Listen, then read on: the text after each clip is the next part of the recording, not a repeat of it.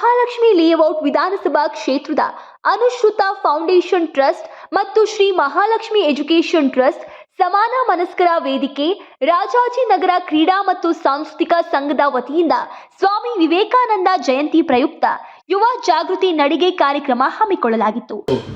ನಿಲ್ಲದಿರು ಗುರಿ ಮುಟ್ಟುವ ತನಕ ಅಂತ ಹೇಳಿದಂತ ನಮ್ಮ ಯುವಕರಲ್ಲಿ ಜಾಗೃತಿಯನ್ನ ಮೂಡಿಸಿದಂತ ಸ್ವಾಮಿ ವಿವೇಕಾನಂದರ ಜಯಂತಿಯನ್ನ ಬಹಳ ಅರ್ಥಪೂರ್ಣವಾಗಿ ಇವತ್ತು ಒಂದು ಜಾಗೃತಿ ನಡಿಗೆಯನ್ನ ಮಾಡೋದ್ರ ಮೂಲಕ ಈ ಕಾರ್ಯಕ್ರಮವನ್ನ ಚಾಲನೆ ಕೊಟ್ಟಂತ ನಮ್ಮ ನೆಚ್ಚಿನ ಶಾಸಕರು ಹಾಗೂ ಮಾಜಿ ಮಂತ್ರಿಗಳಾಗಿರ್ತಕ್ಕಂಥ ಸನ್ಮಾನ್ಯ ಶ್ರೀ ಗೋಪಾಲಯ್ಯನವರೇ ಹಾಗೂ ಈ ಕಾರ್ಯಕ್ರಮ ಬಸವೇಶ್ವರ ನಗರದ ಹಾವನೂರು ಸರ್ಕಲ್ನಿಂದ ಪ್ರಾರಂಭವಾಗಿ ಶಂಕರ ಮಠದ ಸ್ವಾಮಿ ವಿವೇಕಾನಂದರ ಉದ್ಯಾನದವರೆಗೆ ಸಾವಿರಾರು ಯುವಕ ಯುವತಿಯರಿಂದ ಜಾಗೃತಿ ನಡಿಗೆ ಜಾಥಾ ಕಾರ್ಯಕ್ರಮ ಜರುಗಿತು.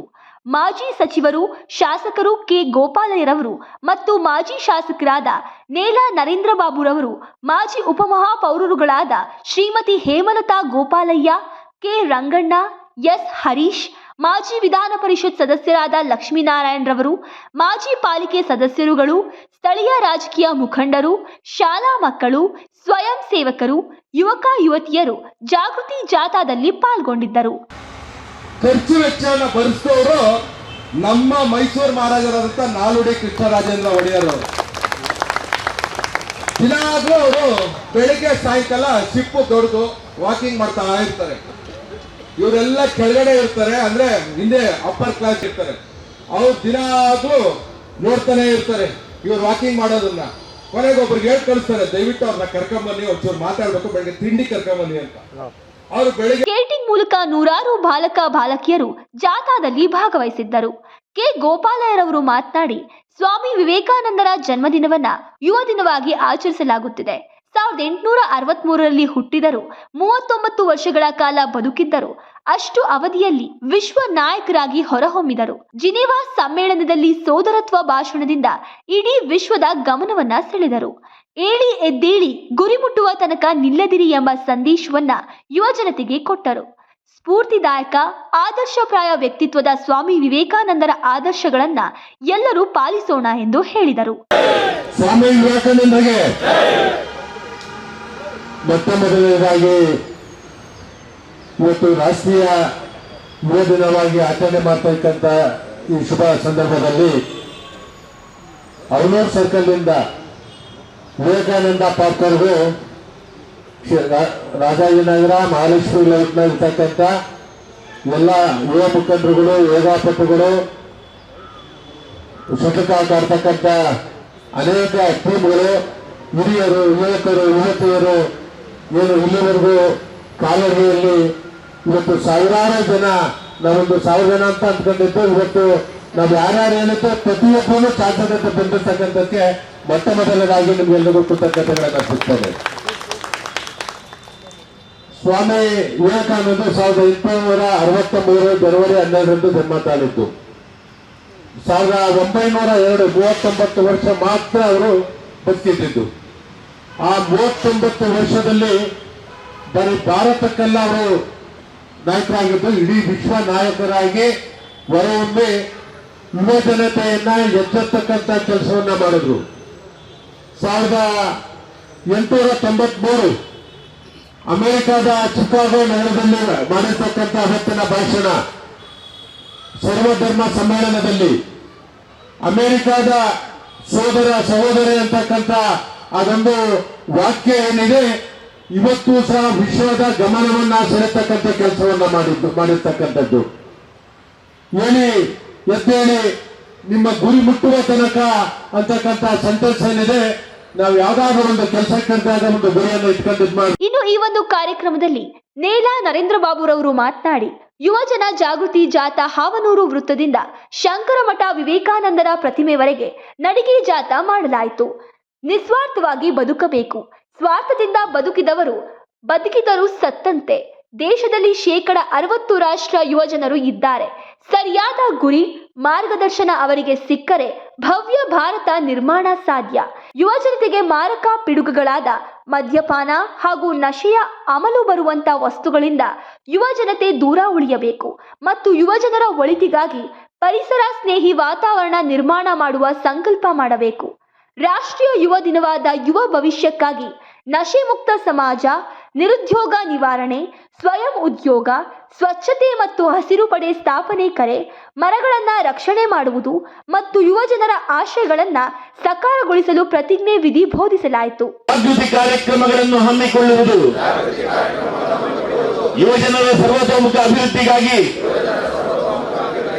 ಅವರ ಕನಸುಗಳನ್ನು ಸಾಕಾರಗೊಳಿಸಲು ಯುವ ಕೇಂದ್ರಗಳ ಸ್ಥಾಪನೆಗೆ ಹಾಗೂ ಯುವಜನರ ಭವಿಷ್ಯಕ್ಕೆ ಮಾರಕವಾಗಿರುವ ವಸ್ತುಗಳ ಮತ್ತು ನಶೆ ಮುಕ್ತ ಯುವ ಸಮಾಜ ನಿರ್ಮಾಣದ ಸಂಕಲ್ಪ ನಮ್ಮದಾಗಿದೆ. ಸರ್, ಇವತ್ತು ವಿವೇಕಾನಂದ ಅವರ ಜಯಂತಿ ಇದೆ. ತಾವು ಕೂಡ ಭಾಗವಹಿಸಿದ್ರಿ ಕಾಲ್ನಡಿಗೆಯಲ್ಲಿ. ಈಗ ಈ ಸಂದರ್ಭದಲ್ಲಿ ಏನು ಹೇಳ್ತೀರಿ? ಸ್ವಾಮಿ ವಿವೇಕಾನಂದರು ಇಡೀ ದೇಶದ ವಿಶ್ವ ಜನತೆಗೆ ಒಂದು ದೊಡ್ಡ ಶಕ್ತಿಯಾಗಿರ್ತಕ್ಕಂಥವ್ರು. ಅವರ ಜನ್ಮದಿನದಂದು ಒಂದು ವಿಶೇಷವಾಗಿ ಆಚರಣೆ ಮಾಡಬೇಕು ಅಂತಕ್ಕಂಥದ್ದನ್ನ ನಾನು, ನಮ್ಮ ಮಾಜಿ ಶಾಸಕರಾದ ನೆಲ ನರೇಂದ್ರ ಬಾಬು, ನಮ್ಮೆಲ್ಲ ಮುಖಂಡರುಗಳು ಒಟ್ಟುಗೂಡಿ ಈ ಕಾರ್ಯಕ್ರಮವನ್ನು ಆಯೋಜನೆ ಮಾಡಿರ್ತಕ್ಕಂಥದ್ದು. ಅವರೇ ಸ್ಫೂರ್ತಿ, ನಮ್ಮೆಲ್ರಿಗೂ ಸ್ಫೂರ್ತಿ ಅವರೇ.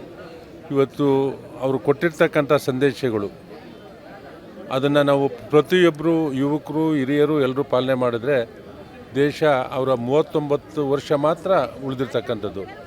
ಆ ಅವಧಿನಲ್ಲಿ ವಿಶ್ವದ ಗಮನ ಸೆಳೀತಕ್ಕಂಥ ಕೆಲಸವನ್ನು ಮಾಡಿರ್ತಕ್ಕಂಥದ್ದು ಸ್ವಾಮಿ ವಿವೇಕಾನಂದರು.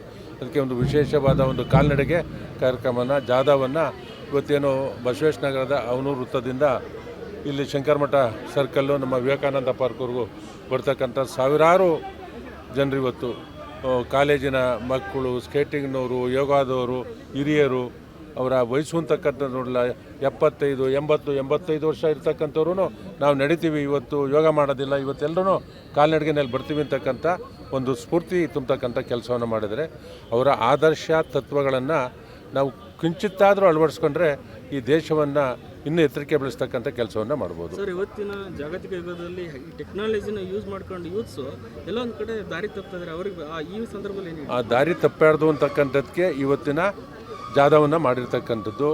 ಮತ್ತು ಅವರ ಪುಸ್ತಕಗಳನ್ನು ಓದಬೇಕು. ಅವ್ರು ಮಾಡಿರ್ತಕ್ಕಂಥ 39 ವರ್ಷದಲ್ಲಿ ಮಾಡಿರ್ತಕ್ಕಂಥ ಕಾರ್ಯಗಳೇನು. ಅವರು 1893ರಲ್ಲಿ ಅಮೇರಿಕಾದ ಚಿಕಾಗೋ ನಗರದಲ್ಲಿ ಒಂದು ಸರ್ವಧರ್ಮ ಸಮ್ಮೇಳನದಲ್ಲಿ ಒಂದು ಕರೆಯನ್ನು ಏನು ಕೊಡ್ತಾರೆ. ಬಟ್ ಆ ಕರೆ ಕೊಟ್ಟಿರ್ತ ಅಮೇರಿಕಾದ ಸಹೋದರ ಸಹೋದರಿ ಅಂತಕ್ಕಂಥ ಒಂದು ವಾಕ್ಯ ಏನಿದೆ, ಇಡೀ ವಿಶ್ವದ ಗಮನವನ್ನು ಸೆಳೀತಕ್ಕಂಥ ಕೆಲಸವನ್ನು ಮಾಡಿರ್ತಕ್ಕಂಥದ್ದು ಸ್ವಾಮಿ ವಿವೇಕಾನಂದ. ಅವರ ಆದರ್ಶ ತತ್ವಗಳನ್ನು ಪ್ರತಿಯೊಬ್ಬರು ಪಾಲನೆ ಮಾಡಿದ್ರೆ ಅವರೊಂದು ಗುರಿ ಮುಟ್ತಕ್ಕಂಥ ಕೆಲಸ ಆಗುತ್ತೆ. ಇದನ್ನು ಹೊರತುಪಡಿಸಿ ರಾಜಕೀಯವಾಗಿ ಡಿನ್ನರ್ ಪಾರ್ಟಿಕ್ಸ್ ಬಗ್ಗೆ DK ಅವರು ನಿನ್ನೆ ಒಂದು ಮಾತಾಡಿದ್ದಾರೆ. ನನಗೆ ಯಾರು ಶಾಸಕರು ಬೆಂಬಲ ಬೇಡ ಅಂತ ಹೇಳಿದ್ದಾರೆ. ನೋಡಿ, ನಮಗೂ ಅದಕ್ಕೂ ಇದಿಲ್ಲ. ಇದು ಒಂದು ಒಳ್ಳೆಯ ದಿನ, ಯುವ ದಿನ. ಇದನ್ನು ಆ ಯುವ ದಿನವನ್ನು ಅತ್ಯಂತ ಸಂತೋಷವಾಗಿ ಕಾಲ ಕಳೀತಕ್ಕಂಥ ಇವತ್ತು ನಾವೆಲ್ಲ ಭಾಳ ಸಂತಸ ಪಡುವಂಥ ದಿನ. ಕಾರಣ ನಮ್ಮ ಯುವ ಶಕ್ತಿಯೇ ದೇಶದ ಶಕ್ತಿ, ದೇಶದ ಸಂಪತ್ತು ಕೂಡ. ಇವತ್ತೇನೆಂದರೆ ಭಾರತದ ಒಂದು ಯುವ ಶಕ್ತಿಯ ಸ್ಫೂರ್ತಿ ಅಂತ ಹೇಳಿದ್ರೆ ನಮ್ಮ ಸ್ವಾಮಿ ವಿವೇಕಾನಂದರು. ಅವರು 39 ವರ್ಷಗಳಲ್ಲಿ ಅವರು ಮಾಡಿದಂಥ ಈ ಒಂದು ದೇಶದ ಒಂದು ಶಕ್ತಿ ಅನ್ನೋದೇನಿದೆ, ಅದು 93 ವರ್ಷಕ್ಕೂ ಮೀರಿದಂಥ ಶಕ್ತಿನ ನಮ್ಮ ಸ್ವಾಮಿ ವಿವೇಕಾನಂದರು ಈ 39 ವರ್ಷಗಳಲ್ಲಿ ಅವರು ಇಡೀ ಪ್ರಪಂಚಕ್ಕೆ ಒಂದು ಪ್ರಸ್ತಾರ ಮಾಡಿದ್ರು. ಇಂಥ ಯುವಶಕ್ತಿ ಸ್ವಾಮಿ ವಿವೇಕಾನಂದರ ಈ ಒಂದು ರಾಷ್ಟ್ರೀಯ ಯುವ ದಿನವನ್ನು ನಮ್ಮ ಮಹಾಲಕ್ಷ್ಮಿ ಲೇಔಟ್ ವಿಧಾನಸಭಾ ಕ್ಷೇತ್ರದಲ್ಲಿ ನಮ್ಮ ನೆಚ್ಚಿನ ಶಾಸಕರು ಗೋಪಾಲಯ್ಯವರು, ನಮ್ಮ ನರೇಂದ್ರ ಬಾಬುರ ನೇತೃತ್ವದಲ್ಲಿ, ನಮ್ಮ ಲಕ್ಷ್ಮೀನಾರಾಯಣ ಸಾರು ಮತ್ತೆಲ್ಲ ಮುಖಂಡರ ಒಂದು ನೇತೃತ್ವದಲ್ಲಿ ಭಾಳ ವಿಶೇಷವಾದಂಥ ಕಾರ್ಯಕ್ರಮ. ಸುಮಾರು ಹಾವನೂರು ಸರ್ಕಲ್ನಿಂದ ಇಲ್ಲಿ ಸ್ವಾಮಿ ವಿವೇಕಾನಂದ ಆಟದ ಮೈದಾನ ಇಲ್ಲಿಗೆ ಸುಮಾರು 1.5 ಕಿಲೋಮೀಟ್ರು ಒಂದು ಕಾಲ್ನಡಿಗೆಯಿಂದ ಜಾಥಾ ಮುಖಾಂತರ ಬಂದು ಇವತ್ತು ಸುಮಾರು ಒಂದು 2,500-3 ಸಾವಿರ ಜನರಷ್ಟು ಯುವ ಶಕ್ತಿಗಳನ್ನ ಸೇರಿಸ್ಕೊಂಡು ಈ ಒಂದು ಕಾರ್ಯಕ್ರಮ ನಡೀತು. ಇದು ಕಾರಣ ಇಷ್ಟೇ, ಮುಂದಿನ ದಿನಗಳಲ್ಲಿ ಇವತ್ತು ಜಾಗತಿಕ ಮಟ್ಟದಲ್ಲಿ ಏನು ಯುವ ಶಕ್ತಿ ಒಂದು ಅನ್ಯ ಮಾರ್ಗದಲ್ಲಿ ಹೋಗ್ತಾ ಇದ್ದಾರೆ, ಅವರ ಮಾರ್ಗಗಳು ಬದಲಾವಣೆ ಆಗಬೇಕು, ಜೀವನ ಶೈಲಿ ಬದಲಾವಣೆ ಆಗಬೇಕು, ಅವರ ಶಕ್ತಿ ಏನಿದೆ ಒಂದು ದೈಹಿಕವಾದಂಥ ಶಕ್ತಿ ಈ ದೇಶಕ್ಕೆ ಸಂಪತ್ತಾಗಿ ಸಿಗಬೇಕು ಅನ್ನುವ ದೃಷ್ಟಿಯಲ್ಲಿ ಈ ಕಾರ್ಯಕ್ರಮವನ್ನು ಮಾಡಿದ್ದಾರೆ.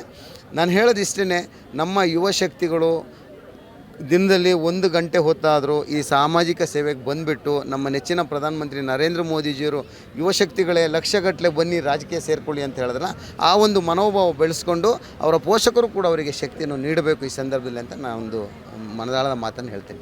ಸರ್, ಇವತ್ತು ವಿವೇಕಾನಂದ ಜಯಂತಿ ನಿಮ್ಮ ಅನುಸೂತ ಫೌಂಡೇಶನ್ ಮಹಾಲಕ್ಷ್ಮಿ ಎಜುಕೇಷನ್ ಟ್ರಸ್ಟ್ ಹೇಳಿ ಸರ್. ವಿವೇಕಾನಂದ ಇವತ್ತು national youth day, Swami Vivekananda ಜನ್ಮ ದಿನಾಚರಣೆ. ನ್ಯಾಷನಲ್ ಯೂತ್ ಡೇ ಡಿಕ್ಲೇರ್ ಮಾಡಿದ ಉದ್ದೇಶ ಇವತ್ತಿನ ದಿವಸ ಆದರೂ ಸಹ ರಾಜ್ಯದ ರಾಷ್ಟ್ರದ ಯುವಶಕ್ತಿಯ ಬಗ್ಗೆ ಚಿಂತನೆ ಮಾಡಬೇಕು. ಅದಕ್ಕೆ ಸೂಕ್ತ ವ್ಯಕ್ತಿ ಅಂದರೆ ಸ್ವಾಮಿ ವಿವೇಕಾನಂದರು.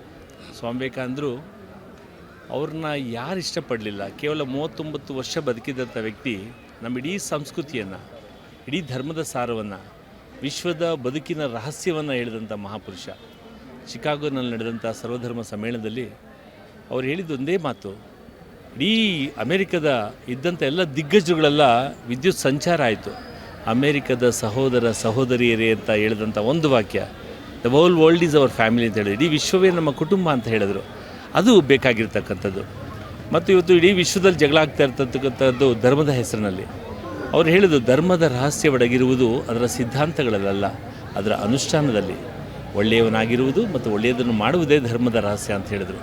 ಇವತ್ತು ಒಂದು ಭೂಮಿಯನ್ನು ರಕ್ಷಣೆ ಮಾಡಬೇಕು, ಯುವಜನರ ರಕ್ಷಣೆ ಮಾಡಬೇಕು, ಯುವಜನರನ್ನ ನಶೆ ಮುಕ್ತ ಒಂದು ವಾತಾವರಣ ಸೃಷ್ಟಿ ಮಾಡಬೇಕು, ಪರಿಸರ, ಪ್ರಕೃತಿ, ನೀರು, ಗಾಳಿ ಇವೆಲ್ಲ ರಕ್ಷಣೆ ಮಾಡಬೇಕು. ಯಾರು ಮಾಡ್ತಾರೆ? ನಮ್ಮ ಯುವಜನರು ಮಾಡಬೇಕು.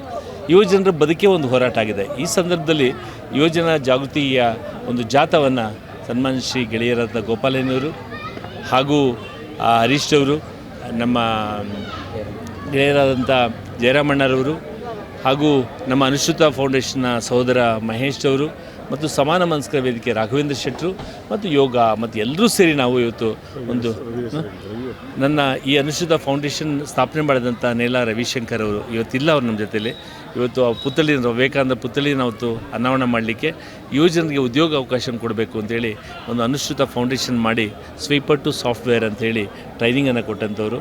ಉದ್ದೇಶ ಏನಂದರೆ ಎನ್ರಿಚ್ ಅವರ್ ಯೂತ್ಸ್, ಯುವಕರನ್ನ ಸದೃಢಗೊಳಿಸಿ, ಯುವಕರನ್ನ ರಕ್ಷಣೆ ಮಾಡಿ ಅವ್ರ ದೇಶ ರಕ್ಷಣೆ ಮಾಡ್ತಾರೆ ಅಂತ ಹೇಳಿದರು. ವಿವೇಕಾನಂದರ ಒಂದು ಸಂದೇಶವನ್ನು ಹೊತ್ತು ಜಾಗೃತಿ ಜಾಥಾ ನಡೆದಿದೆ. ಇವತ್ತು ಆರಂಭ ಆಗಿದೆ. ತಿಪ್ಗೋಡ್ನಲ್ಲಿ ಕೆರೆಯನ್ನು ಉಳಿಸಬೇಕು ಅಂತಕ್ಕಂಥ ಆಂದೋಲನ ಸದ್ಯದಲ್ಲೇ ಹಮ್ಮಿಕೊಳ್ತೇವೆ. ತಿಪ್ಗೋಡ್ನಲ್ಲಿ ಕೆರೆ ಅಂದರೆ ಅದು ಕೆರೆ ಮಾತ್ರ ಅಲ್ಲ, ಅದಕ್ಕೆ ಅವಲಂಬಿತವಾಗಿರ್ತಕ್ಕಂಥ ಕಾಡು, ವನ್ಯಜೀವಿಗಳು ಮತ್ತು ಕೆರೆಗಳು, 500 ಕೆರೆಗಳಿವೆ. ಹಿಂದೆಯೇ ನಾವು ತಿಪ್ಗೋಡ್ನಳ್ಳಿಯಿಂದ ಜಲಮಂಡಲಿಗೆ ಅಂತ ಒಂದು ಹೋರಾಟ ಮಾಡಿದ್ದು, ಅದೇ ರೀತಿಯಲ್ಲಿ ಅದನ್ನು ಮಾಡ್ತೇವೆ ಅಂತ ಹೇಳ್ತಾ ಮತ್ತೊಮ್ಮೆ ನಾವು ನೀವೆಲ್ಲ ಸೇರಿ ನಮ್ಮ ಯುವಜನರಿಗೆ ಬೇಕಾಗಿರ್ತಕ್ಕಂಥದ್ದು ಪಬ್ಬು, ಕ್ಲಬ್ಬು, ಬಾರ್ಗಳಲ್ಲ. ಅವ್ರಿಗೆ ಬೇಕಾಗಿರ್ತಕ್ಕಂಥ ಸ್ವಯಂ ಉದ್ಯೋಗದ ಯೋಜನೆಗಳು, ಅವರ ಕನಸುಗಳನ್ನು ಸಾಕಾರಗೊಳಿಸಲಿಕ್ಕೆ ತರಬೇತಿ ಕೇಂದ್ರಗಳು, ಆ ದಿಕ್ಕಿನಲ್ಲಿ ಚಿಂತನೆ ಮಾಡಲಿ ಅಂತಕ್ಕಂಥದ್ದು ನಮ್ಮ ಆಗ್ರಹ. ನಮಸ್ಕಾರ.